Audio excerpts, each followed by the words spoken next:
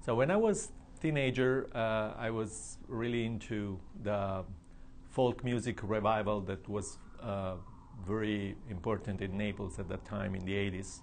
And I was spending more time going to follow things like the carnival in Montemarano, little village, than listening to Police, for example.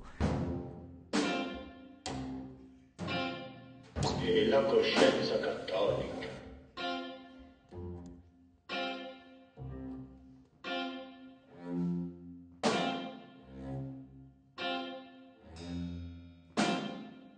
I did play with several bands for quite some years, like 3-4 years.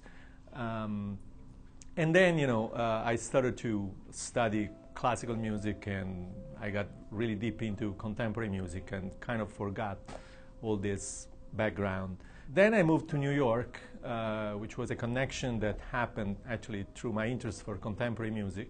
And when I came here, one of the musicians I connected with more deeply was Jim, because Jim actually has a very solid background as contemporary music percussion player. Let's see, I think it was sometime in the mid to late 1990s, everybody, the East Village improvisation scene was flourishing.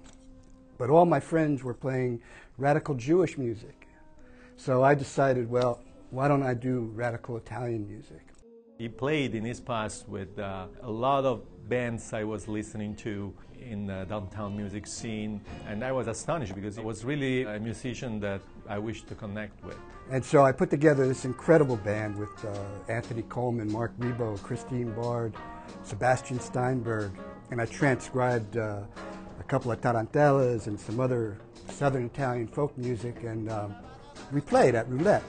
And then I kind of forgot about the music, and around 2003, Marco was here in New York, and we met, and he said, oh, why don't you come to Napoli and stay with me? And that was the beginning of our friendship, and he grew up playing this music. And I said, wow, we talked.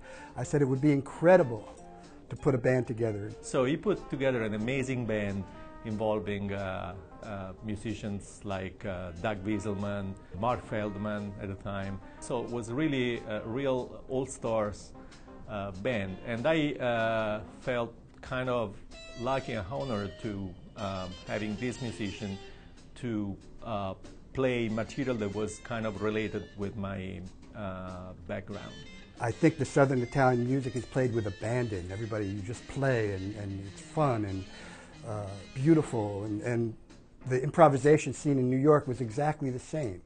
So we played this music with abandon. The idea of calling it IDR is because there is a label on the Italian wine that are called DOC. So DOC means Denomination of Controlled Origin.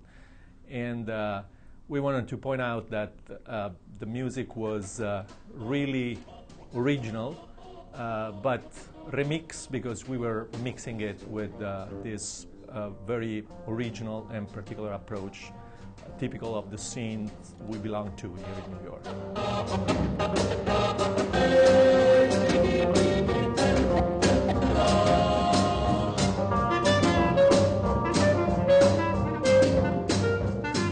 Most of my life was spent as an improviser. There's a lot of improvisation that goes on when you're playing this Southern Italian music, and I think that's why I relate to it so much.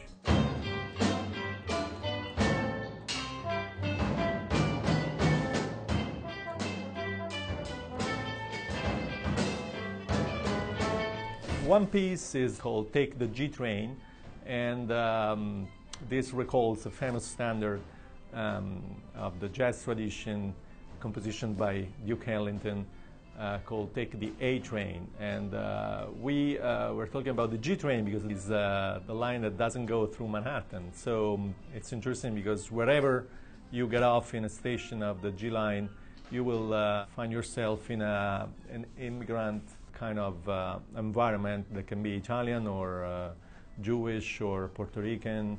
And that's why we wanted to dedicate this piece to the G Train line as a homage to Duke Ellington and to the immigrants in New York.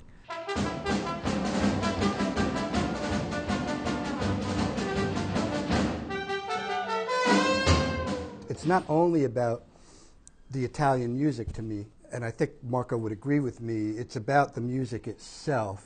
It's improvisation, it's passion, it's musicality, it's everything. And I think that everyone would relate to this music. We have done some touring, but we're hoping to expand our touring all over the world, because we found that just about anyone, no matter who you are, whether you like improvisation, whether you like Southern Italian music, whether you just like music in general, these are a bunch of great, great musicians, and hopefully we can bring it out to you all.